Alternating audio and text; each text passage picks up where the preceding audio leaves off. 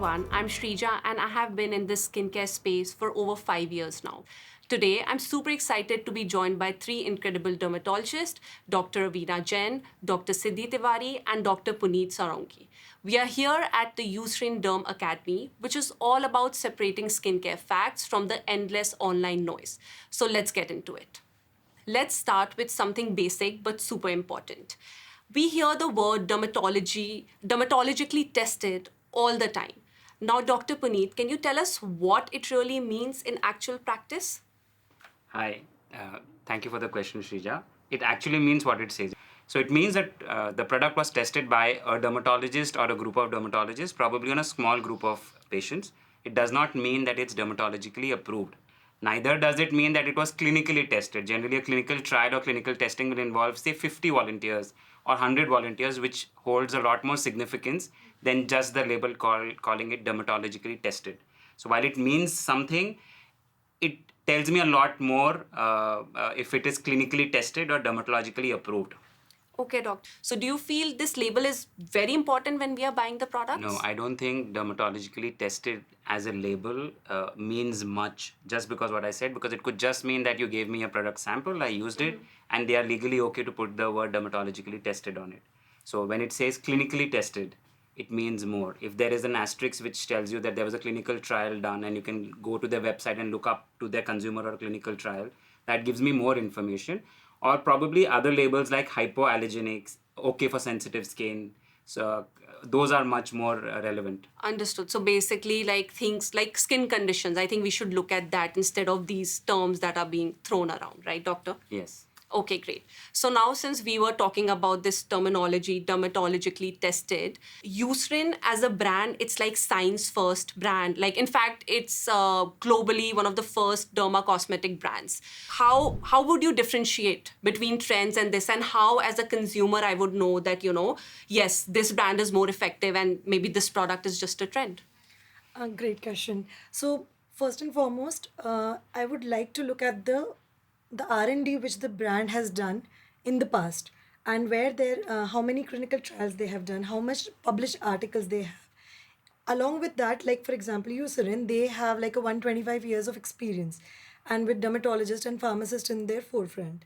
So yes, I may be trusting this brand way more compared to a new brand which has just come up. It definitely backs up with the clinical trial studies and publications and actually randomized control trials. That gives me way more trust on the particular brand and their particular products. So that is how, as a dermatologist, I will be judging a brand and their products. Okay, so as a user, if I'm just trying to make it, Yes. understand it further. So as a user, if I say I see a vitamin C from, Yes. say, a random brand, and if, say, there's like a pigmentation, anti-pigmentation serum from Eucerin, both claiming the same thing, you would, in general, have more trust as a brand that is dermatologically backed, right? Absolutely, yes, yes. The studies do matter, and if they say they have studied this particular their vitamin C in so many number of people, and they have given a data, and there is published data on this in some reputed journals, then definitely the trust is more, and because that is backed up with the science. Yeah. Okay, doctor, so we have to talk about pigmentation because probably it's one concern that almost everyone can relate to, whether it's post acne marks, sun damage, uneven skin tone, like it's everywhere. So, Dr. Siddhi, I've heard that Eucerin is number one's dermatologist recommended brand for hyperpigmentation. Now, do you agree with this statement? And why do you think pigmentation is such a persistent concern for so many people? Okay, so Shrija, we, being people with ethnic background, and we have skin which is very melanin rich. So pigmentation, of course, is one of the main concerns that I see in my day-to-day practice, be it tanning, be it melasma, be it post-acne scarring, just dull skin, patchy skin, so many hormonal influences. Yeah. So one of the number one concerns that all the patients, they all have, and we have a great deal of anti-pigmentation, treatments, be it the form of creams, lasers, and, various procedures. Eucerin definitely has this patented molecule called as thiamidol, and there is a lot of scientific data on thiamidol, and as as my colleagues have discussed, that there are so many articles and literature based on it. And it's very interesting to know that even before the brand was launched in India, quite a few of my patients had spoken about this to me, is how I got introduced to this brand. And then, of course, now that it's here with us, we are also like testing it personally. I'm using it, and I'm also kind of finding it out. So but yes, a lot of science backed information along with my personal reviews, Experience, experience. yeah, and that's So fine. that will help me decide the best, I guess. Yes, I agree with you. And because you mentioned the ingredient, Thiamidol, I believe that, it has been getting a lot of attention recently.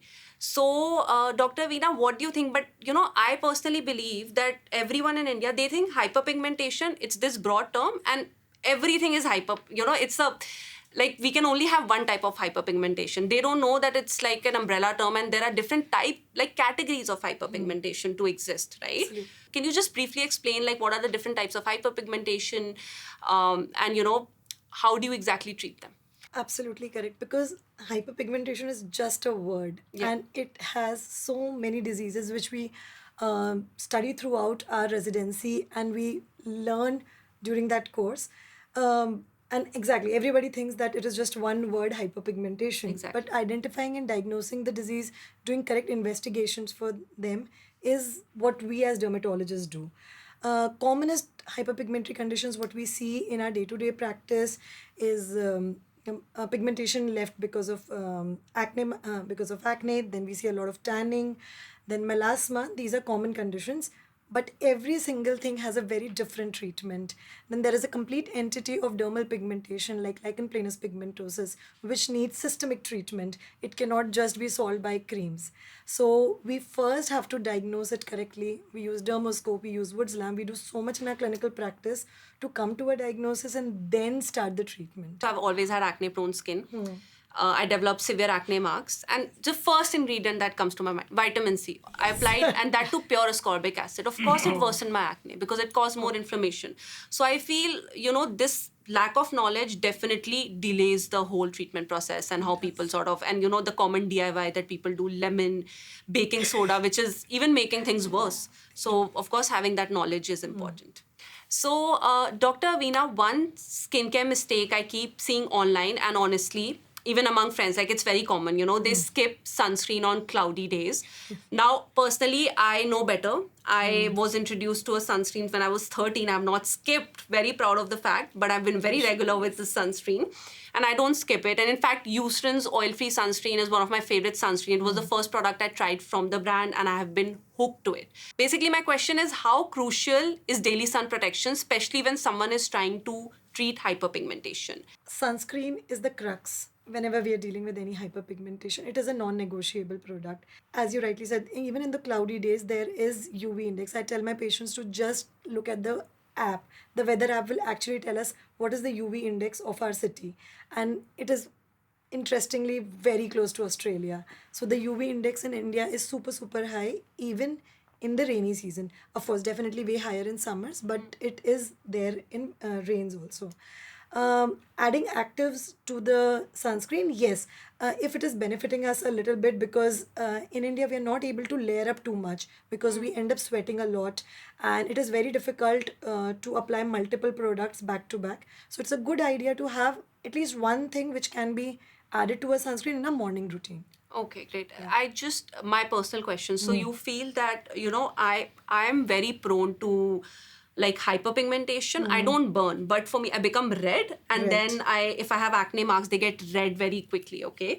So my dermat has always they've always mentioned that you use a active that sort of you pair in your morning, like maybe an antioxidant serum that sort of enhances your benefit of like your SPF that you're using. So do you think it works or it's just a myth? Like why should you use an antioxidant serum during the day for it to be more effective? So in your morning routine, when you're using an antioxidant serum first and then you're applying your sunscreen, it's a great idea because of course that is the time when my most sun damage happens. The damage because of the Okay, UV yeah. index maximum is happening at that time. If my skin has those actives in the morning routine, they would definitely help. In the night also they will help, but I feel that in the morning routine, they are a little bit superior superior in night function application. as compared to other ingredients at night too. Yes. Okay. As So, an antioxidant. As an antioxidant, yeah. we'll be talking about. Okay. So, doctors, before we wrap up, Dr. Puneet, I would love it if you could share one skincare habit that's easy to follow, but will actually make a big difference. I think sticking to a simple skincare routine. We get so influenced by trends Yeah. and these amazingly marketed products that you want to, and these are getting more and more affordable each day. I'm guilty. Yeah, so you end up splurging and Yeah. you end up picking so many products. You don't give that product enough chance to work on your skin. It's like going to the gym a day and weighing yourself and saying it's not working. You've not given it enough time. So stick to a simple skincare routine which you will do 10 out of 10 days. Add some things when you have more time to indulge in self-care. Yeah. So I see so many people who get into self-indulgent masks and other things, but they don't do anything regularly for their skin. So while they're having fun with skincare, they have not done skincare on their consistent behavior. So be consistent with whatever you do. I think that's it. No, I agree. It's like going to the gym for a week, you get 100%. certain results, That's and you're that's the example I and, gave them. Yeah, and then you're like, okay, 1 week done, and I'm going to be fit for one. That's not how it works. Yes. So as Dr. rightly said, Yeah. I would say that I would categorize the skincare into two portions or two parts. One is your basic skincare and one is therapeutic or, where you're using actives. So most of the people, those who are not going to a dermatologist or those who don't have any active concerns, at least I tell them to follow the basic skincare. Now, what does the basic include? It's a cleanser, a moisturizer, and a sunscreen meant for their skin type. Okay, now comes the next segment where people have a certain concern. It could be acne, it could be pigmentation, it could be sensitive skin, XYZ. So then those are the people who will need more specific products. Now you can divide the actives into day and night routine. The best way to judge that is to meet a doctor, I would say, because they will be able to tell you the best. And, but irrespectively, everybody should be doing the basic plus actives to be added in those who are trying to treat something. Exactly. So just so add what you that's need. like the summary of it, I would say. No, definitely I agree, because I see people layering 4 serums, 5 serums, then like mixing everything, and that just irritates the skin, in my Right. opinion. Like the example, like a gym, I always tell it's like Yeah. toothbrush. You cannot skip it even one day. So same goes for your basic skincare. Yeah. A basic skincare is exactly like brushing your teeth. You have to be consistent with it. I agree. Very, like, this was very simple. You don't have to spend your money. I Right. believe people are damaging their skin Right. more by like trying out new things. So very simple advice, just be consistent. Follow what you need to treat. Don't follow the trends. Yes. That's okay. So this was such a fun and insightful chat. Thank you so much, doctors, for breaking down skincare in such a real and easy to understand way. And a huge thanks to Eucerin Derm Academy that bridges what we see online with what's actually dermatologically backed. Remember, good skin isn't about doing what's trending, it's about doing what's right for you.